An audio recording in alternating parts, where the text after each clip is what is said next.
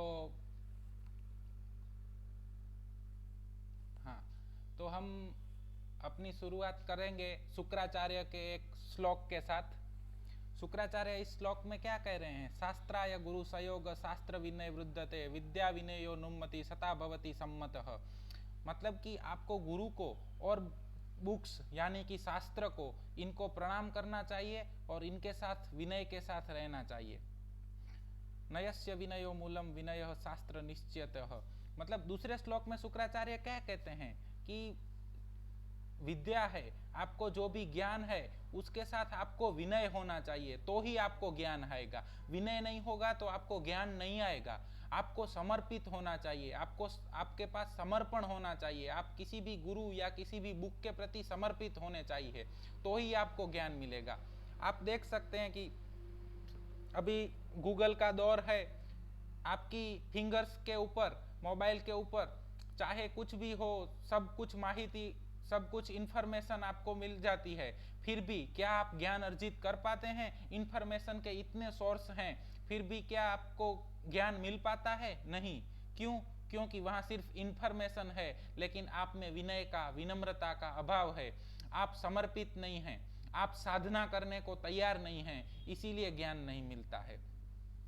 इसमें रामचंद्र भगवान का हम एक उदाहरण ले सकते हैं कि जब जनक राजा की सभा में कोई धनुष नहीं, प्रपंच नहीं चढ़ा पाया था, तब जनक राजा ने बहुत कटु वचन कहे कि इस पूरी दुनिया में कोई ऐसा व्यक्ति नहीं बचा है कि जो इस धनुष को ले सके, इस धनुष के ऊपर प्रचंचा चढ़ा सके। लेकिन भगवान रामचंद्र बैठे रहे। कब तक बैठे रहे? जब तक उनके गुरु ने उनको आज्ञा नहीं दी। एक बार उनके गुरु ने उनको आज्ञा दी कि जाओ बेटा, तभी भगवान गए, और आप आगे की कहानी आप सबको पता है। तो हमें क्या करना है? हमें समर्पित रहना है, हमें अपने ऑर्गेनन के प्रति समर्पित रहना है, हमें अपने शास्त्रों के प्रति समर्पित रहना है। ठीक है? ऑर्गेनन, ऑर्गेनन क्या है? ऑर्गेनन मतलब टूल और instrument. Tool of each and every physician need to employ for the purpose of curing and that can be used to achieve the sole mission of the healing. Organon क्या है? ये बहुत पुराना philosophy का शब्द है, बहुत सालों से इस शब्द का प्रयोग किया जा रहा है। तत्वज्ञान में ये शब्द बार बार आता है। तो ऑर्गेनन का मतलब होता है टूल और इंस्ट्रूमेंट। कोई भी ऐसी चीज टूल है, इंस्ट्रूमेंट है, जिसे हम यूज कर सकते हैं। हम टूल्स और इंस्ट्रूमेंट कहाँ यूज करते हैं? लाइक हमें अभी कुछ, लाइक आपको चटनी बनानी है तो आप मिक्सचर का यूज करेंगे, तो क्या होगा उससे? तो उससे आपको आपकी चटनी बन जाएगी, मतलब कि आपको कम समय में ज्यादा काम मिलेगा।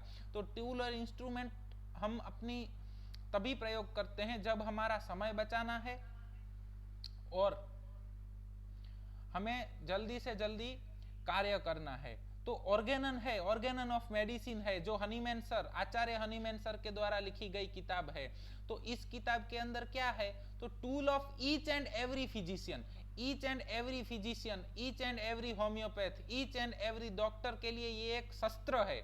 टूल का मतलब क्या होता है? शस्त्र। Need to employ for the purpose of curing. हमारा पर्पज क्या है? इस शस्त्र को हमें क्यों यूज करना है? इस इंस्ट्रूमेंट को हमें क्यों यूज करना है? तो पर्पज है क्योरिंग, हमें पेशेंट को रोग मुक्त करना है, इसीलिए। And that can be use to achieve the sole mission of healing. Healing का मतलब क्या है? मतलब उसको रिकवरी देना, हील करना। तो इस पर्पज के लिए जिस बुक का यूज होता है उसे ऑर्गेनन कहा जाता है। ठीक है? क्लियर? ऑर्गेनन की डेफिनेशन सबको समझ में आ गई?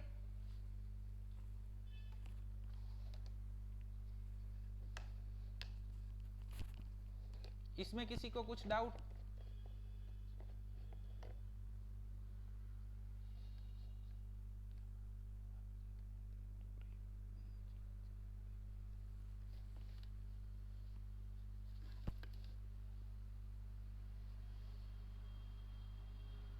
ओके। इतना अच्छा शस्त्र है हमारे पास, फिर भी क्यों हम होम्योपैथी नहीं करते? ऑर्गेनन मतलब क्या है? कौन सा शस्त्र कब यूज करना, फिलसफी है। आपके पास तलवार होगा, भाला होगा, तीर होगा, बंदूक होगा, लेकिन किस शस्त्र को कब यूज करना है, वो कैसे चलाया जाता है, जिस तरह से तलवार को हाथ में पकड़ के चलाया जाता है, तीर को, बाण को, तीर को लगाया जाता है, भाले को फेंक कर चलाया जाता है, वो सब आपको कहां से पता चलता है? वो सब आपको तत्वज्ञान में से पता चलता है। तो वो तत्वज्ञान इतना अच्छा, इतना नोबेल हमारे पास है ऑर्गेनन, फिर भी क्यों हम होम्योपैथी नहीं करते हैं? क्यों?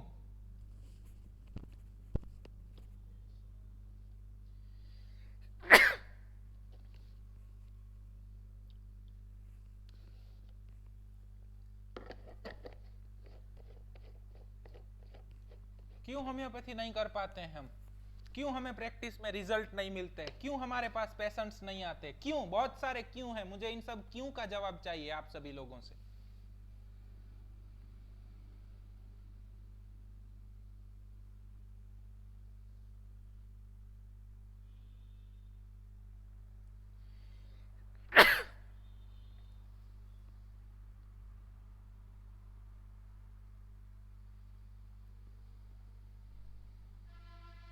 बहुत बढ़िया सर, बहुत बढ़िया। Yes, very good. Trust, lack of knowledge, very good. क्यों हम होम्योपैथी नहीं करते? तो उसके लिए मेरे पास इतने कारण हैं। होम्योपैथी में समय बहुत लगता है, होम्योपैथी में समय बहुत लगता है। ये मेरे कारण हैं कि मैं क्यों होम्योपैथी नहीं करता। यस डॉक्टर रोशनी, आपका पहला ही आपने जो बताया वो मेरे मन में पहले ही है। मैं इसीलिए होम्योपैथी नहीं करता, क्योंकि होम्योपैथी में समय बहुत लगता है, होम्योपैथी में परिणाम नहीं मिलता है, होम्योपैथी में पैसे नहीं मिलते हैं। मेरे को तो गाड़ियां लेनी है, बंगलो लेना है, लेकिन होम्योपैथी से पैसे नहीं मिलते हैं।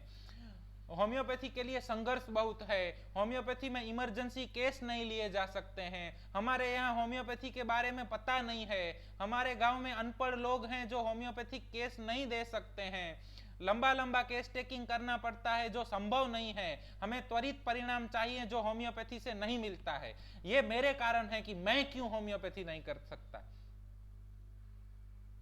इसके अलावा और कोई कारण है जो आप बता सके कि हम होम्योपैथी क्यों नहीं कर सकते, हम क्यों नहीं करते? ये मेरे कारण है, इसीलिए मैंने होम्योपैथी नहीं करने का सोचा था। होम्योपैथी में बहुत समय लगता है, परिणाम नहीं मिलता है, पैसे कम हैं।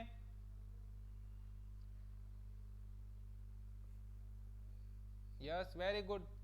मेडिसिन सिलेक्ट नहीं हो पाती है टोटालिटी ऑफ सिम्टम देख के। और कोई? ज्यादातर लोगों के कारण तो इनमें आ ही गए होंगे। ये मेरे कारण थे कि मैं क्यों होम्योपैथी नहीं करता।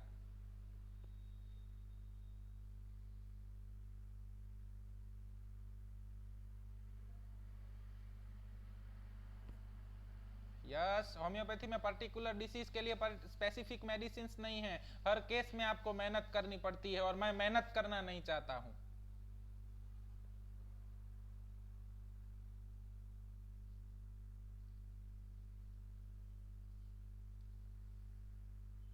यस, लैक ऑफ अवेयरनेस, यही आपको बताया ना कि हमारे यहाँ गांव में अनपढ़ लोग हैं जो होम्योपैथिक केस नहीं दे सकते। हमारे यहाँ के लोगों को होम्योपैथी के बारे में पता नहीं है। इन सब को मैं मेरी भाषा में बहाने कहता हूं। क्या कहता हूं? बहाने। ये सब हमारे बहाने हैं, क्योंकि हमारे अंदर होम्योपैथी करने की इच्छा शक्ति नहीं है। हमने पहले ही गुरुकुल के परिचय में देख लिया कि जहां जहां किसी को सीखना होता है वहां वहां शिक्षक स्वयं परमात्मा भेजता है।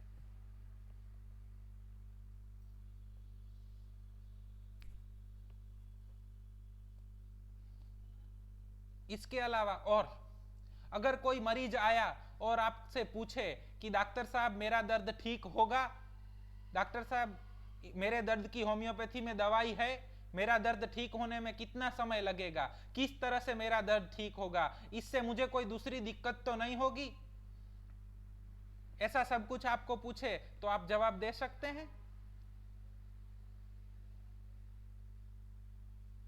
अभी मेरे एक कलीग के साथ मेरा वार्तालाप हो रहा था, तो उन्होंने विटिलिगो का एक केस लिया था और उसके बाद मैंने उनको सुझाव दिया कि आप ये मेडिसिन दे दीजिए,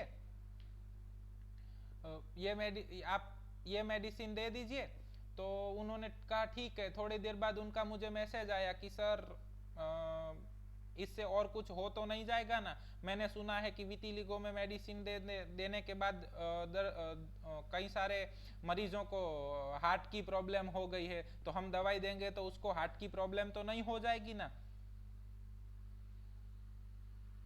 क्यों अगर हमारी एक दवाई से पेशेंट ठीक नहीं होता है तो हम उसको 2, 3, 4 दवाइयां एक साथ दे देते हैं, जबकि होम्योपैथी में तो हमें सिखाया गया है कि single medicine at a time ही दीजिए। क्यों हमें शंका रहती है कि हमारी दवाई से पेशेंट को हृदय रोग तो नहीं हो जाएगा, क्योंकि हम तो सिमिलीमम देते हैं, तो सिमिलीमम तो नेचर्स लॉ के अकॉर्डिंग क्योर करनी चाहिए। फिर क्यों हमें शंका है कि हम खुद होम्योपैथ को शंका है कि हमारी दवाई से पेशेंट को डिसीज का इंटीरियोराइजेशन होगा। क्यों हमें लगता है कि होम्योपैथी केवल बाल जड़ना, खुजान, चमड़ी के रोग ऐसे ही ठीक कर सकती है। क्यों हम इमरजेंसी नहीं लेते, क्यों हम जिंदगी और मौत का सवाल होता है उस जगह पे काम नहीं करते हैं।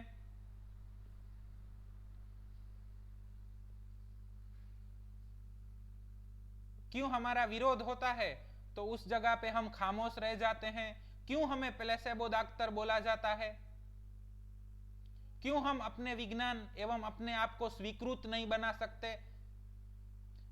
क्यों हम अभी तक हर एक आदमी तक नहीं पहुंच पाए, जबकि हमें 200 साल से भी अधिक हो चुके हैं। क्यों अब कुछ ही प्रतिशत लोग हैं जो होम्योपैथी लेते हैं, उसके अलावा क्यों हम अपनी पहुंच नहीं बना पाते हैं।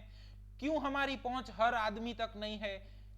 क्यों इतना अच्छा विज्ञान है, इतनी अच्छी पद्धति है, इतनी सरल है, इतना सस्ता है, फिर भी क्यों होम्योपैथी हर इंसान के पास नहीं पहुंचता है।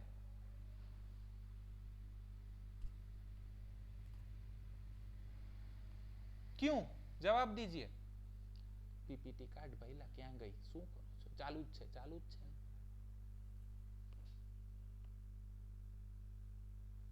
क्यों, ये सब मेरे प्रश्न हैं, मुझे ये सब प्रश्न होते हैं, और ये गुरुकुल शुरू करने के पीछे इन्हीं प्रश्नों का योगदान है। इन्हीं प्रश्नों के कारण हम गुरुकुल में आए हैं, हम सब साथ मिले हैं कि इन सब प्रश्नों के जवाब मिले, हमें सत्य मिले।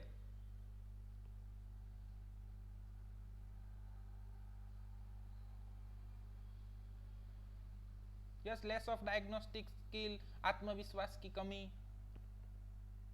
हम जवाब दे पाते हैं। हमें आके मरीज पूछता है सर मेरा दर्द आपकी दवाई से ठीक होगा कि नहीं होगा, है हमारे पास जवाब। हम सीना ताक के कह सकते हैं कि नहीं मैं दवाई दूंगा और ठीक हो ही जाएगा, कह सकते हैं। क्यों नहीं कह सकते हम।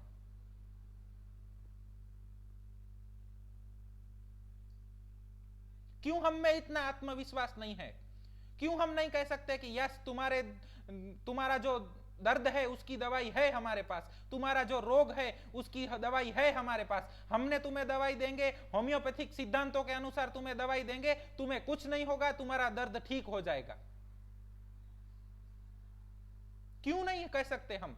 क्यों हमें अंदर से डर रहता है कि मेरी दवाई देने के बाद पेशेंट को कुछ हो तो नहीं जाएगा। क्यों हमें अंदर से डर रहता है कि दवाई का असर तो होगा कि नहीं होगा। क्यों हमें डर रहता है कि हम सिंगल मेडिसिन की जगह 2, 3, 4, 5 मेडिसिन पेशेंट को साथ दे देते हैं। क्यों, ये बहुत सारे क्यों आए मेरे मगज के अंदर, मेरे दिमाग के अंदर बहुत से क्यों आए, बहुत सारे सवाल हुए, और इन्हीं सवालों का जवाब ढूंढने के लिए हम सब यहां पे जमा हुए हैं।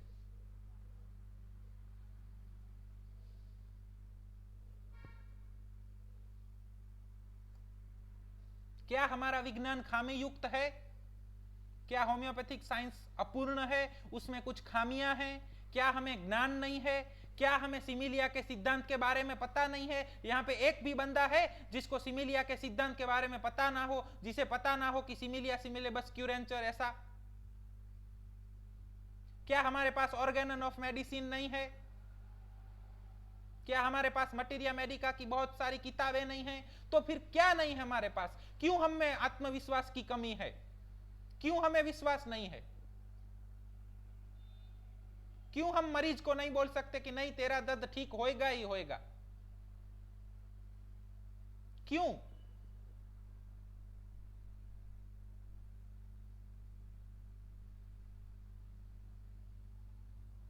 क्यों, क्योंकि हमें अपने सिद्धांतों पे भरोसा नहीं है, हमें अपने सिद्धांतों पे श्रद्धा नहीं है।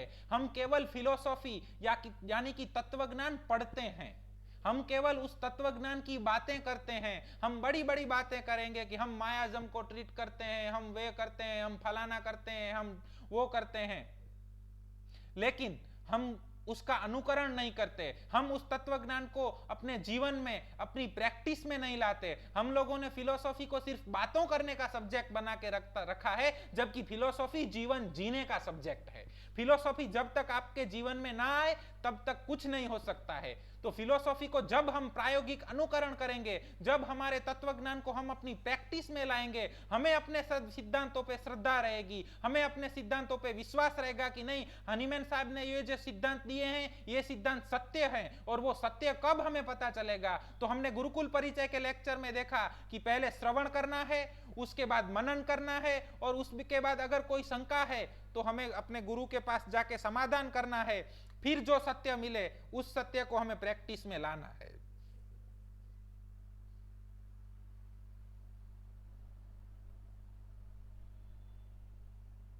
लेकिन हम जो ये सब फेस कर रहे हैं, हमें जो अविश्वास है, हमें अपने सिद्धांतों पे अविश्वास है, कम विश्वास है, या तो विश्वास नहीं है। हमने ऐसे भी लोगों को सुना है कि होम्योपैथी उसका क्या असर होगा, वो साबुदाने जैसी गोलियां, उससे क्या होगा, ऐसा कुछ बोलते भी सुना है। हमारा भी मोरल डाउन हो जाता है, हमारा विश्वास टूट जाता है। हनीमैन साहब को ये सब पता था, और ये सब पता था, इसीलिए उन्होंने क्या किया,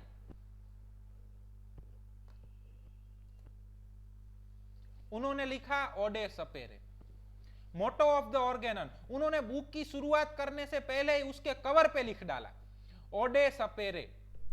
हनीमैन साहब को पता था ऐसा होगा, इसीलिए उन्होंने लिखा है। उन्होंने लिखा ओडे सपेरे, जो लैटिन वर्ड है, इसका मीनिंग क्या होता है? Dare to be wise. ओडे सपेरे in Latin meaning dare to be wise is used by Hahnemann from second edition onwards in the Organon of medicine, as he thought is most appropriate to his new school of medicine, homeopathy, and also probably to tell his followers to know for themselves the true art of medicine. ओडे सपेरे, इसका मतलब क्या होता है? अपने सिद्धांतों पे श्रद्धा रखो, चाहे कुछ भी हो जाए, चाहे कितना भी विरोध हो, कितना भी फेलियर का सामना करना पड़े, लेकिन अपने सिद्धांतों पे श्रद्धा रखो।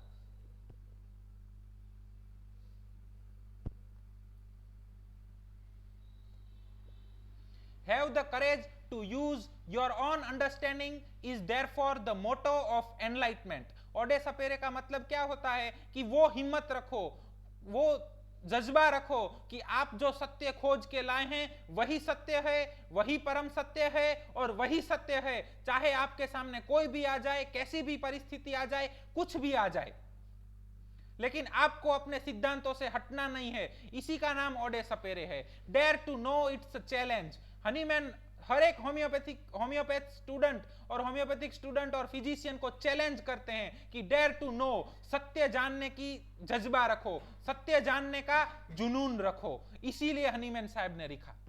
क्यों लिखा? क्योंकि उनका भारी विरोध किया गया था, क्योंकि उन सब लोगों के जिन्होंने विरोध किया था, आप सब जानते हैं, ह्यू फ्लेंस की जर्नल के अंदर भी कमेंट आई थी उस टाइम की, जो नॉन जर्नल थी उसके अंदर, क्योंकि उन सब के मुताबिक आचार्य हनीमैन की खोज उस वक्त के कानूनों से विपरीत थी।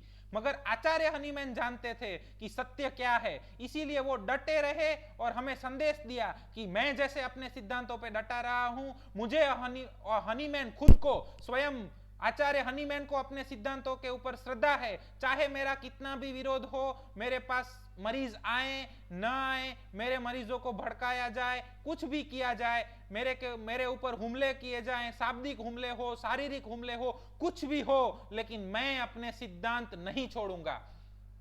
ये हनीमैन साहब ने हमें संदेश दिया है। आचार्य उसे ही कहा जाता है जिसके आचरण में से सीखने को मिले। हनीमैन साहब के आचरण में से हमें यह सीखने को मिलता है कि अपने सिद्धांतों पे डटे रहे। वो खुद अपने सिद्धांतों पे डटे रहते हैं और उसके बाद हमें शिक्षा दे रहे हैं कि बच्चों, मैं जैसे डटा रहा वैसे आप भी अपने सिद्धांतों के ऊपर डटे रहें। आपकी सभी क्वेरियों को सॉल्व किया जाएगा, आपका रिप्लाई भी दिया जाएगा, उसकी चिंता मत कीजिए।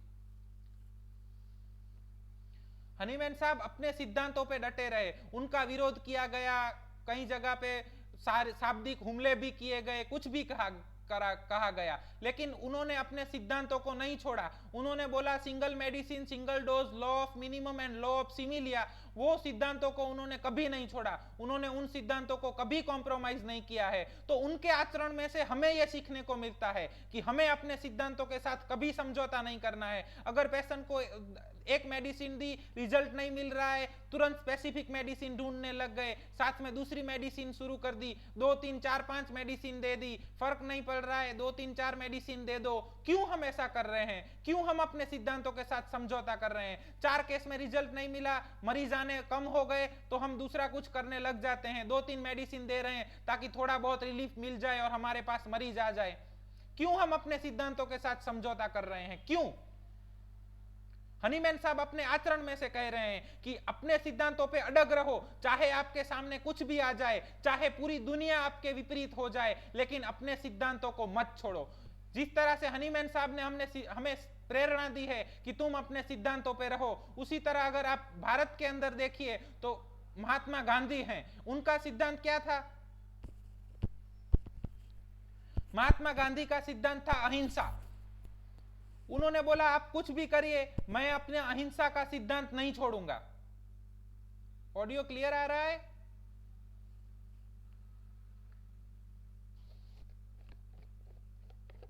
Okay okay okay. Mahatma Gandhi ji थे तो उनका सिद्धांत क्या था?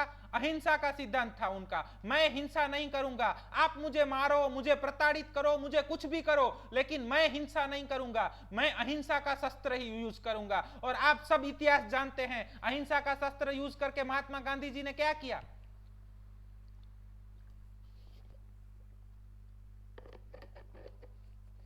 अहिंसा बरसों से तत्वज्ञान के अंदर था, अहिंसा का सिद्धांत तत्वज्ञान के अंदर बरसों से था, लोग बरसों से पढ़ रहे थे, बरसों से सोच रहे थे, लेकिन उसका प्रैक्टिकल एप्लीकेशन, प्रायोगिक अनुसंधान महात्मा गांधी ने किया और पूरे संसार को उन्होंने ताकत दिखा दी कि जब आप अपने सिद्धांतों पे अडग रहते हैं, जब आप अपने सिद्धांतों को नहीं छोड़ते हैं, चाहे कोई भी परिस्थिति आ जाए, मुझे मर जाना पड़े तो मैं अनशन करते करते मर जाऊंगा, लेकिन मैं हिंसा नहीं करूंगा। इतना अटल उनको अहिंसा के सिद्धांत पे विश्वास था, तब जाके महात्मा गांधी सफल हुए। और पूरा विश्व जानता है कि अहिंसा के सिद्धांत के कारण महात्मा गांधी ने क्या क्या परिवर्तन किए। हनीमैन साहब ने भी कहा कि जो भी होगा वो देखा जाएगा, लेकिन मैं अपने सिद्धांतों के साथ कभी कॉम्प्रोमाइज नहीं करूंगा, क्योंकि मुझे विश्वास है कि लॉ ऑफ सिमिलिया नेचुरल लॉ है, law of minimum natural law है, तो ये लॉ गलत नहीं हो सकते और इनके मुताबिक जो भी प्रैक्टिस की जाए वो गलत नहीं हो सकती।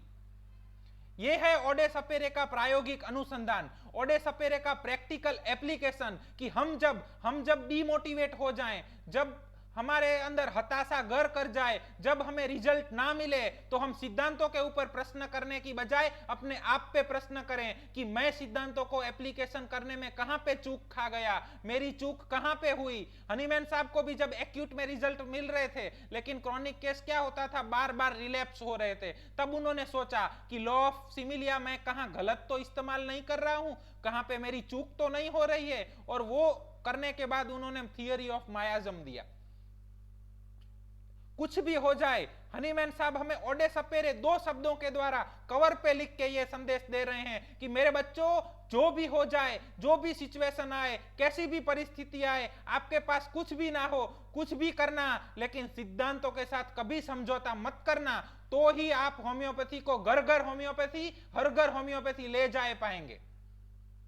क्लियर? ओडे सपेरे के अंदर किसी को कुछ ना समझ में आया हो, ऐसा हो तो पूछिए।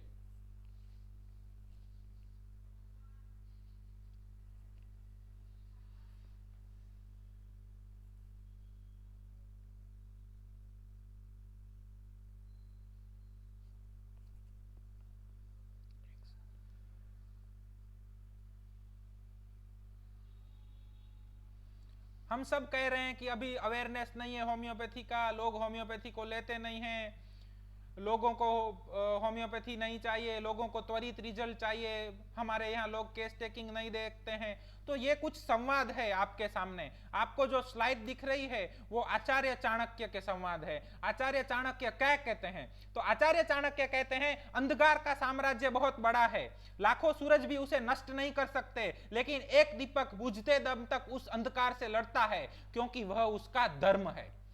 अंधकार का साम्राज्य बड़ा है, लाखों सूरज भी उसे नष्ट नहीं कर सकते, लेकिन एक दीपक बुझते दम तक उस अंधकार से लड़ता है, क्योंकि वह उसका धर्म है।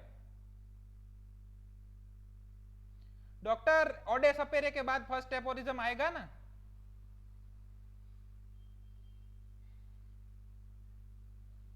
इसमें से पूरा ऑर्गेनन हमें कवर से शुरू करना है, एक शब्द भी नहीं छोड़ना है। ये ओडे सपेरे का प्रैक्टिकल एप्लीकेशन है। जब जब आप डीमोटिवेट हो जाएंगे, जब जब आपको रिजल्ट नहीं मिलेंगे, मरीज कम आएंगे, आपके पास पैसे कम पड़ जाएंगे, कोई आपको क्रिटिसाइज करेगा, तब तब आपको ओडे सपेरे याद आना चाहिए। ये ओडे सपेरे का प्रैक्टिकल एप्लीकेशन है, इसीलिए हम ये ओडे सपेरे ले रहे हैं। तो उसी तरह पूरी दुनिया के अंदर होम्योपैथी शायद कोई नहीं ले रहा है, लोग होम्योपैथी को नहीं जानते हैं। हमारी ताकत नहीं है कि हम पूरी दुनिया के अंदर होम्योपैथी का प्रचार प्रसार कर सकें, लेकिन हमारी ताकत है कि हम अपने शहर में, अपनी सोसाइटी में, अपने फैमिली में, हम जहां हैं वहां होम्योपैथी का प्रचार प्रसार करें। हम एटलीस्ट हम खुद होम्योपैथिक प्रैक्टिस करें, क्योंकि यह होम्योपैथ का धर्म है। शास्त्रों की रक्षा करने का दायित्व आज होम्योपैथ के ऊपर है। दूसरे सब लोगों ने छोड़ दिया है, तो क्या हम होम्योपैथ भी अपना शास्त्र छोड़ देंगे? संभव है कि दूसरों को होम्योपैथी के ऊपर ट्रस्ट नहीं है, दूसरों को विश्वास नहीं है, उनको होम्योपैथी में आस्था नहीं है, उनको लॉ ऑफ सिमिलिया में आस्था नहीं है, उनको लॉ ऑफ मिनिमम में आस्था नहीं है, उनको वाइटल फोर्स के बारे में पता नहीं है, वो मायाजम को नहीं जानते हैं। लेकिन वो नहीं जानते हैं, इसमें आपकी आस्था क्यों विचलित हो रही है? आप क्यों अपने लॉ छोड़ रहे हो? आप क्यों अपने सिद्धांत छोड़ रहे हो? भय अगर बल से है तो हमारे अपने शास्त्रों की रक्षा करनी चाहिए। इसीलिए अब पलायन की नहीं, पराक्रम की आवश्यकता है। और चाणक्य कहते हैं कि शास्त्र कभी कालबाह्य नहीं होता। हमें बार बार हमें समय के मुताबिक अपने शास्त्रों को टटोलना है और उसमें से सत्य क्या है वो निकालना है। अब हम जाते हैं पहले एपोरिज्म की ओर। तो पहला एपोरिज्म, हनीमैन साहब पहले एपोरिज्म में क्या कहते हैं? The physicians high and only mission is to restore the sick to health to cure as it is termed. इतना आप सब ने पढ़ा है, मुझसे सब लोग ज्यादा जानते हैं, लेकिन इसका मतलब क्या होता है? तो हनीमैन साहब लगते हैं द फिजिशियन। द का मतलब क्या होता है? द फिजिशियन, ऐसा फिजिशियन जो चलायमान नहीं है। फिजिशियन का मतलब क्या होता है? Physic means nature, so physician means person who have to studied nature। Physician का मतलब होता है कुदरत, नेचर, और हम होम्योपैथी में क्या प्रयोग करते हैं? Nature's law of cure. A person skilled in the art of healing, speciality, one educated, clinically experienced and licensed to practice medicine as usually distinguished from surgery। ऐसा बंदा जिसको मेडिसिन के बारे में जिसने पढ़ा है, जो अच्छा करना जानता है, जो चिकित्सा के बारे में जानता है, उसका वो उसने क्लिनिकली एप्लीकेशन किया है, उस बंदे को फिजिशियन कहा जाता है। हनीमैन सर ने यहां पे जानबूझ के शब्द प्रयोग किया है फिजिशियन। वो चाहते तो यहां डॉक्टर शब्द भी प्रयोग कर सकते थे, वो चाहते तो यहां पे होम्योपैथ शब्द का भी प्रयोग कर सकते थे, लेकिन आचार्य हनीमैन जीनियस हैं। वो एक एक शब्द को इस तरह से प्रयोग करते हैं कि आप ऑर्गेनन पढ़ोगे तो आपको ऑर्गेनन केवल शब्दों से नहीं पढ़नी है, आपको ऑर्गेनन एक लय में पढ़नी है। हनीमैन क्या कहना चाहते हैं उस लय में पढ़नी है। आपको संगीत के बारे में ज्ञान होगा तो आपको पता होगा कि सारे जितने भी राग बने हैं सबके अंदर सारे गम पध नि सा ही आता है, लेकिन उन सब की अरेंजमेंट इस तरह से होती है कि हर राग में यही शब्द आते हैं, फिर भी उनका मतलब अलग अलग होता है। इसीलिए हनीमैन साहब जो लिखते हैं उस एक एक शब्द का अलग अलग मतलब होता है। वो मतलब हमें सीखना है, वो मतलब हमें समझना है कि हनीमैन साहब ने फिजिशियन ही क्यों लिखा।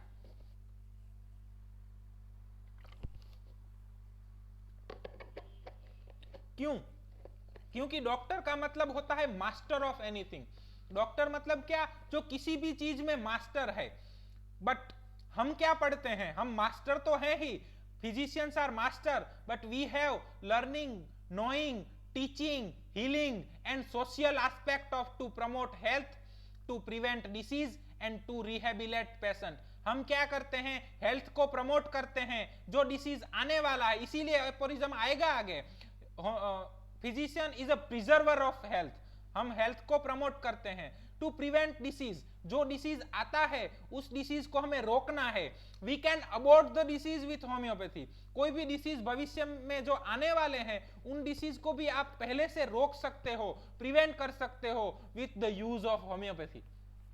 टू रिहेबिलिटेट द पेशेंट, जो पेशेंट सिक हैं, जिनको दर्द हुआ है, जिनको कुछ डिसीज हुआ है, उन दर्दियों को हम दर्द से मुक्ति दे सकते हैं, उन मरीजों को पहले जैसा बना सकते हैं। ये हमारा सोशल एस्पेक्ट है। इसीलिए हनीमैन साहब ने यहाँ फिजिशियन शब्द का प्रयोग किया है, डॉक्टर शब्द का प्रयोग नहीं किया है, क्योंकि physician is the friend, philosopher and guide to the society. Physician means much more than to dispense the pills, physician का मतलब 2-4 गोलियां दे देने से बहुत बड़ा है।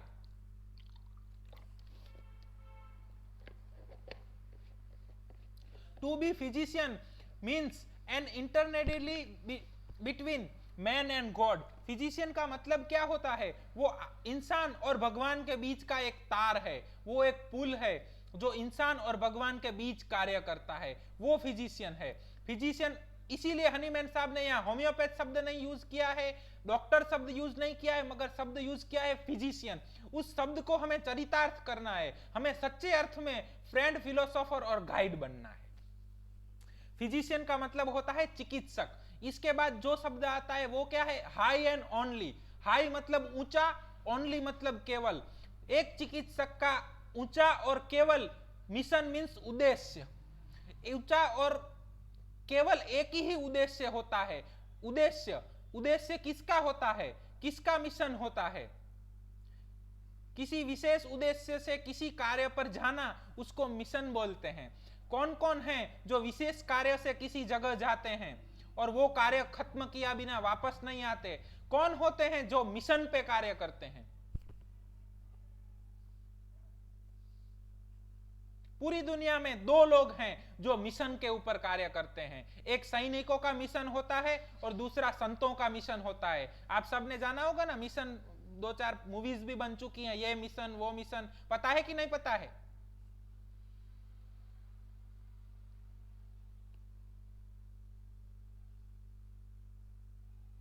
मदर टेरेसा मिशन पे काम कर रही थी कि हमें मरीजों की सेवा करना है, वो मिशन था। मिशन का मतलब क्या होता है कि विशेष उद्देश्य के लिए कार्य करना, और उस उद्देश्य में अपनी जान भी गंवानी पड़े तो गंवा देना। हमें जो भी त्याग करना है, जो भी बलिदान करना है, वो सब कर सकते हैं, लेकिन वो उद्देश्य की पूर्ति होनी चाहिए। उस उद्देश्य के लिए हमें अपना सर्वस्व न्याछावर कर देना है। मिशन सैनिकों का होता है, मिशन संतों का होता है। सैनिक जब किसी भी मिशन पे जाते हैं तो वो अपनी जान तक न्योछावर कर देते हैं, वो अपना सब कुछ न्योछावर कर देते हैं, लेकिन वो अपना मिशन को फुलफिल करने के लिए ही सब कुछ करते हैं। इसी तरह जो संत होते हैं, हम एग्जाम्पल लेते हैं कि मदर टेरेसा का, तो मदर टेरेसा संत हैं, मरीजों की सेवा करने के लिए। ऐसे मरीज थे कि जिन मरीजों को कोई देखता भी नहीं था, जिन मरीजों के साथ लोग जाते भी नहीं थे, अपने जो फैमिली मेंबर थे वो भी उन मरीजों को दूर रखते थे। उन मरीजों के बीच में जाके भी मदर टेरेसा उनकी सेवा करती थी। क्यों? क्योंकि उनका मिशन ही था कि हमें सोसाइटी की सेवा करना है।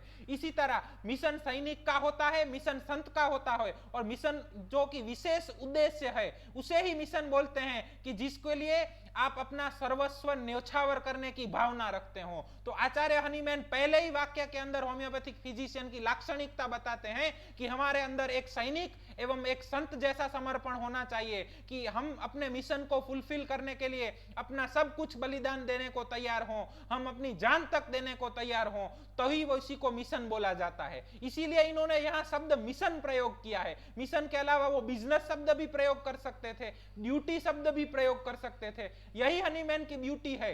हनीमैन, मास्टर हनीमैन का यही एक नॉलेज है कि एक एक शब्द को वो चुन चुन के लाए हैं। मिशन शब्द इसीलिए लाए हैं कि आपको जो भी करना पड़े, जो न्योछावर करना पड़े, जो त्याग करना पड़े, वो सब त्याग करना चाहिए, लेकिन हमारा मिशन पूरा होना चाहिए, हमारा उद्देश्य पूरा होना चाहिए। हमारे उद्देश्य को पूरा करने के लिए हमें जी जान की बाजी लगानी चाहिए। हमारे मन के अंदर हमारे हर दम हर समय अपना उद्देश्य ही रहना चाहिए। हमारे मन के अंदर वही थॉट रहना चाहिए कि the high and only mission of the physician is restore to seek to health to cure as it is termed. मेरा उद्देश्य यही है कि पूरी सोसाइटी में से मुझे डिसीज का नाश कर देना है, सोसाइटी को मुझे हेल्थ की ओर लेके जाना है। मेरे जो भी मरीज हैं वो पहले जैसे थे उन्हें वैसा ही बना देना है। इसके लिए मुझे जो भी करना पड़े, केस लेना पड़े, रिकेस लेना पड़े, मुझे 5 घंटे मेहनत करनी पड़े, 10 घंटे मेहनत करनी पड़े, जो भी करना पड़े मैं सब कुछ करूंगा, चाहे मुझे खाना मिले ना मिले, मुझे पैसे मिले ना मिले,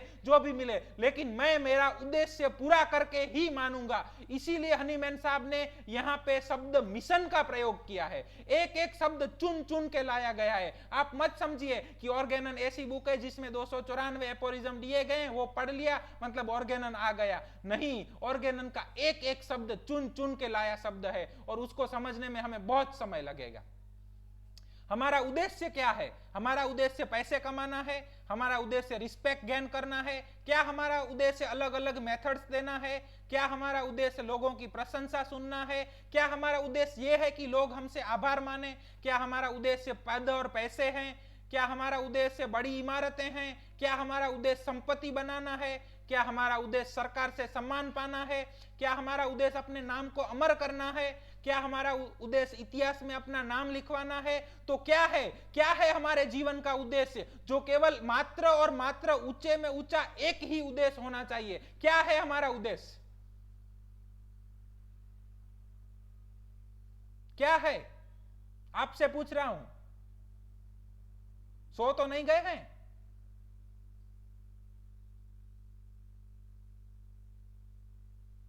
हमारा मिशन क्या है? मिशन का मतलब ऐसा उद्देश्य जिसके लिए आप अपनी जान तक लगा देने को तैयार हो। इसमें से कुछ भी है आपका उद्देश्य?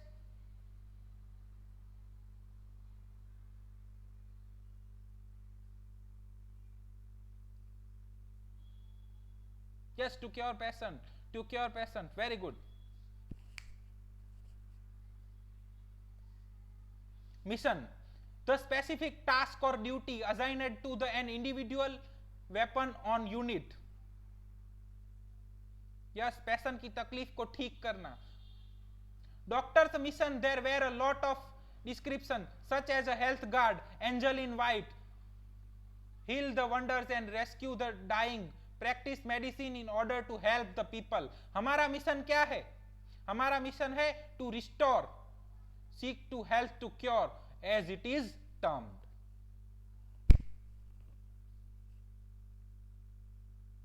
ऐसा नहीं है कि हमें पैसे नहीं कमाने हैं, ऐसा नहीं है कि हमें सम्मान नहीं लेना है, ऐसा नहीं है कि हम प्रशंसा के भागी नहीं है। ये सब होगा, लेकिन ये सब लेना हमारा उद्देश्य नहीं है। हमारा उद्देश्य है उस पे हमें डटे रहना है।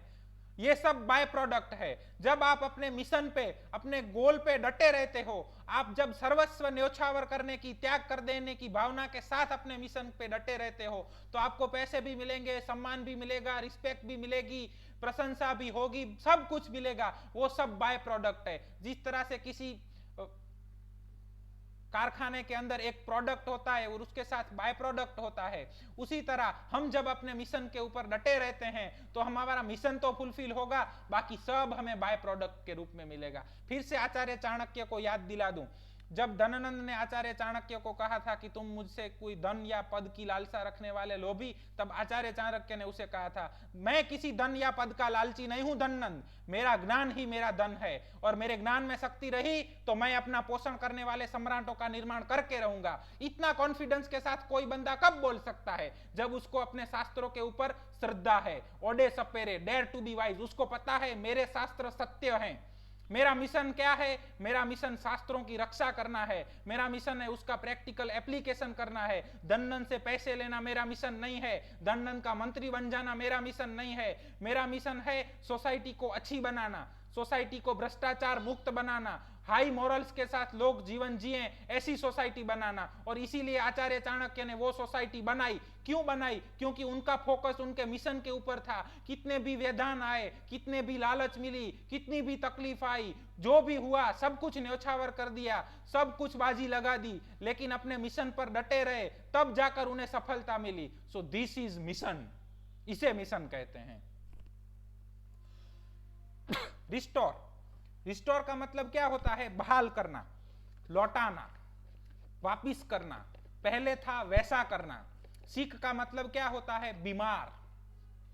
हेल्थ का मतलब क्या होता है? सेहत, आरोग्य।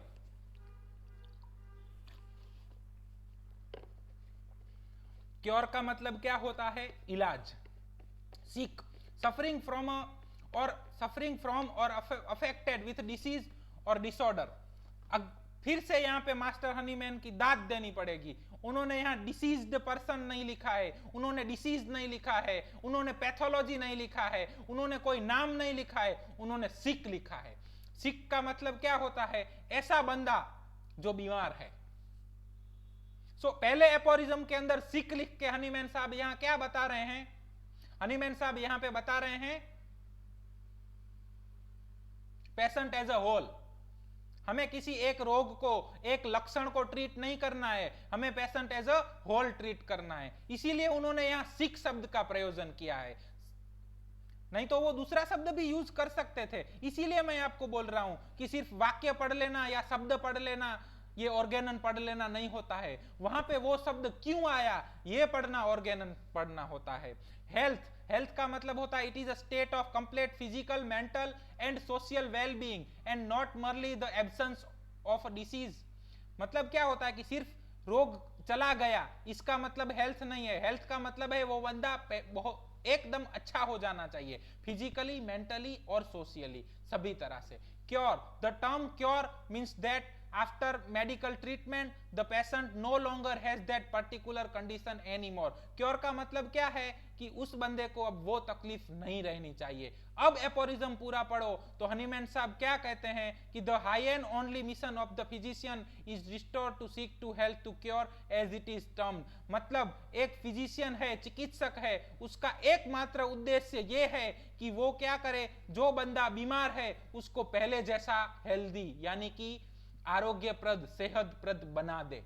इसके लिए उसको जो करना पड़े वो करे, उसको केस लेना पड़े तो केस ले, उसको मेडिसिन पढ़नी पड़े तो मेडिसिन पढ़े, उसको जो करना पड़े वो सब कुछ करे। लेकिन वही उसके जीवन का एकमात्र उद्देश्य होना चाहिए कि जो बंदा सफरिंग में है, जो बंदा डिसीज्ड है, जो व्यक्ति बीमार है, चाहे वो फिजिकल है, मेंटल है, कुछ भी तरह से है, वो बीमार है, उसको पहले जैसा जब वो बीमार नहीं था वैसा बना देना। उसके लिए चाहे उसको पैसे मिले ना मिले, चाहे उसको सम्मान मिले ना मिले, चाहे उसकी वैल्यू हो ना हो, लोग उसको अच्छा बोले बुरा बोले कुछ भी बोले, लेकिन हमें अपने उद्देश्य से अलग नहीं होना है। हमारे दिमाग में अपना उद्देश्य ही होना चाहिए। हनीमैन साहब ने यह बताया हमें।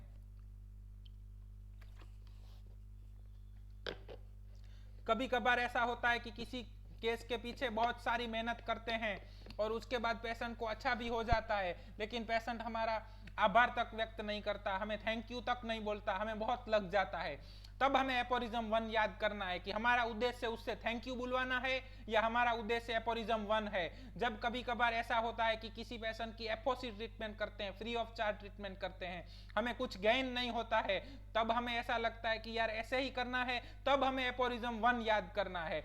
जब कभी कभार ऐसा होता है कि किसी पेशेंट को दवाई करते हैं और बहुत कुछ नहीं मिल पाता है हमें, तब हमें डिसअपॉइंट होते हैं, तब हमें याद करना है कि मेरा मिशन क्या है। जब हमें कोई सम्मान नहीं देता है, जब हमें क्रिटिसाइज किया जाता है, जब लोग बोलते हैं कि इसकी दवाई से कुछ फर्क नहीं पड़ता है, तो हमारा मिशन क्या है? लोगों से प्रशंसा सुनना है या हमारा मिशन है एपोरिज्म नंबर 1? जब लोग हमें क्रिटिसाइज करेंगे तब हमें अपने सिद्धांतों पे कायम रहना है। ये एपोरिज्म 1 का प्रैक्टिकल एप्लीकेशन है, इसे प्रायोगिक अनुसंधान एपोरिज्म 1 कहा जाता है। हनीमैन साहब ने हमें बताया कि क्या करना है, लेकिन उनको पता था, बहुत जीनियस माइंड थे, वो ये भी बताने जा रहे हैं कि हमें क्या नहीं करना है। उनको पता था आगे क्या क्या होगा, इसीलिए उन्होंने तूफान से पहले ही तैयारी कर ली और एपोरिज्म 1 के फुटनोट के अंदर हमें बताया कि हमें क्या नहीं करना है। His mission is not, however, to construct so-called system by interviewing empty speculations and hypotheses concerning in the internal essential nature of the vital process of the mode in which disease originated in the interior of the organism. Hahnemann साहब क्या करते हैं, हमें theoretical medicine नहीं बनानी है, हमें अलग अलग हाइपोथेसिस क्रिएट नहीं करने हैं। वो डिसीज उसको क्यों हुआ, कैसे हुआ, तूने ये गुस्सा किया, उस गुस्से के परिणाम फलाना इमोशनल रिलीज हुआ, उस इमोशन के कारण ये हुआ, इसके कारण ये हुआ, ऐसे ऐसे करके तू बीमार हुआ, फिर ऐसे ऐसे कर तो तेरे अच्छा हो जाएगा, इस तरह से कर, ऐसा कुछ हाइपोथेसिस नहीं बनाना है। अपनी कोई अलग अलग मेथड्स नहीं देनी है, कोई नई पद्धतियों का इंट्रोड्यूस नहीं करना है, जो भी प्रायोगिक नहीं है वो कुछ नहीं करना है। सिर्फ जो थियोरिटिकल होता है, तुम ऐसा ऐसा करो, ऐसा ऐसा करो, मैं कहता हूं वैसा करो, ऐसा कुछ नहीं करना है। यही हनीमैन साहब ना बोल रहे हैं हमें। कोई एक्सप्लेनेशन नहीं देने हैं फिनोमिना के बारे में, ये मेरे प्रोटोकॉल्स हैं, इसके मुताबिक तुम चलोगे तो तुम बढ़िया हो जाओगे, तुम सेहत पाओगे, यो होगे वो होगे, ऐसे नहीं करना है। उसका कॉज क्या है उसके बारे में हमें उसका कॉज क्या है उसके बारे में हमें बहुत सोच सोच के एक्सप्लेनेशन नहीं करना है। Which should very learn in to order to astonish the ignorant while sick humanity science in vain for aid. जब पेशेंट है, जो मरीज है, उसको दवाई की जरूरत है, सिक ह्यूमैनिटी है, तो उस टाइम को हमारा फर्ज है, हमारा मिशन है। क्या मिशन है?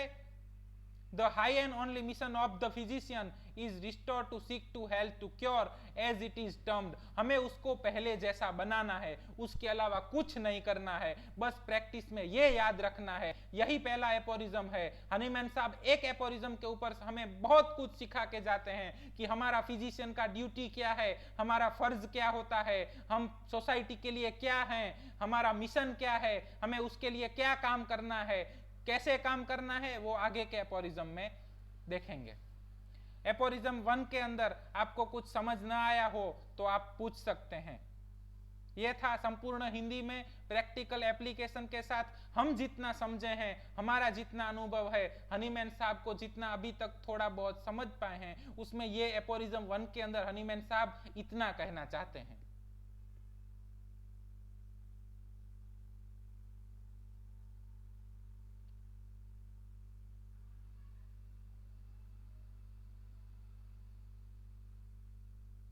जी सर, जी सर। एक क्वेश्चन था, हनीमैन साहब ने आयुर्वेदिक बुक पढ़ी थी कि नहीं? भाई मुझे नहीं मालूम है पढ़ी थी कि नहीं थी।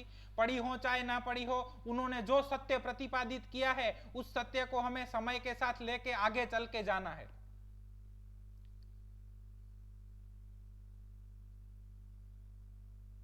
किसी को कोई प्रश्न हो तो पूछ सकते हैं। वैसे हमारा 1 घंटा खत्म हो चुका है। मैं आपसे माफी चाहता हूं, कुछ टेक्निकल एरर्स के कारण आपके 10 मिनट बिगड़ गए शुरुआत के अंदर।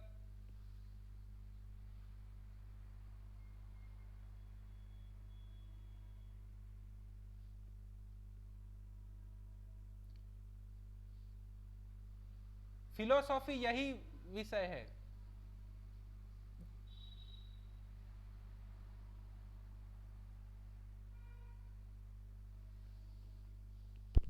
धन्यवाद, धन्यवाद।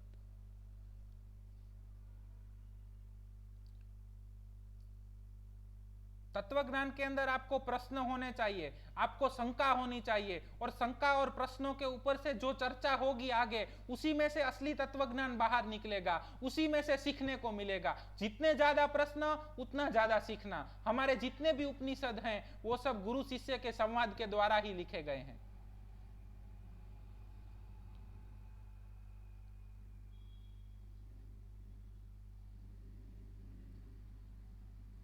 तो किसी को कोई प्रश्न नहीं है, मैं समझ सकता हूँ। शायद सबको सब समझ आ गया या कुछ भी समझ नहीं आया, 2 चीजें हो सकती हैं। धन्यवाद। आपको अगर हमारे गुरुकुल अच्छा लगा हो तो अपने मित्रों को, स्नेहीजनों को हमारे साथ जोड़िए। हम सब साथ में मिलके ग्रो करेंगे।